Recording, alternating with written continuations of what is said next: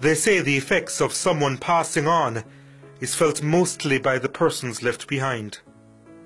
5-year-old Jelani Christian will now sit on the shoulders of his father's legacy. The effects of Germaine Mason's passing can be felt across the Atlantic. He was a man full of vigor and life. What's left now are memories. Memories of achievements. Jamaica's best ever high jumper became Great Britain's adopted son. Germaine Mason competing for Great Britain and Northern Ireland, but as of 3 or 4 months ago was qualified to compete for Jamaica. He switched allegiance in 2006, qualified to represent the country of his father's birth. Britain had not won a medal in the Olympic high jump since 1908. Germaine got silver for them 100 years later in Beijing, his greatest achievement in the sport. 2.34 meters was his all-time best, Jamaica's best, from 2003 at the Pan Am Games. Germaine was part of the golden generation of Jamaica's track and field, and was one of the top stars of the Stephen Francis coached MVP when they burst onto the international scene in the early 2000s, and part of a group which had the most fun. Ever the joker, despite his laid-back, perhaps even shy manner, he had a knack for recording his environment. The world's smallest gym, Sharon Simpson, Asaba Coyle, Melanie Walker,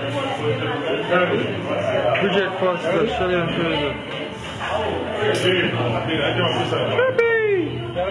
He had many friends, and kept several of them close, especially those in Jamaica.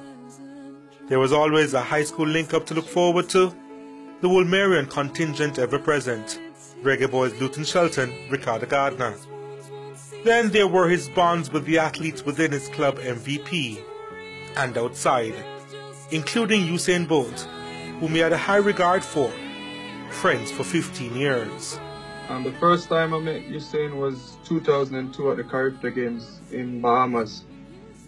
I didn't know who he was because I was missing from sport for 1 year. I was living overseas, and then I came back and saw this guy with 3 gold medals around his neck. And I asked a teammate of mine, who is Usain?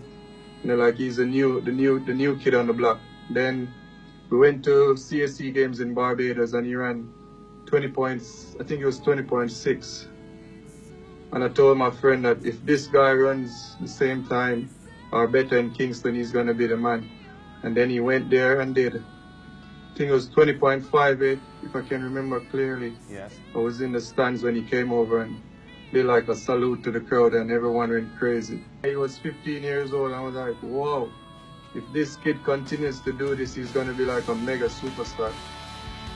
At the same championship, Germaine had copped bronze in the high jump. He was a bit of a youth prodigy as well.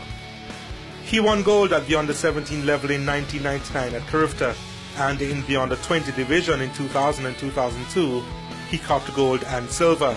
He won 2 gold medals at the CSC Junior Championships in 2000 and 2002. And in 2004, he won bronze at the World Indoors in Budapest. His last moments were spent with friends, no doubt creating another memory. We still kept that friendship growing up through the ranks of being juniors, and we always hung out, parties, whatever.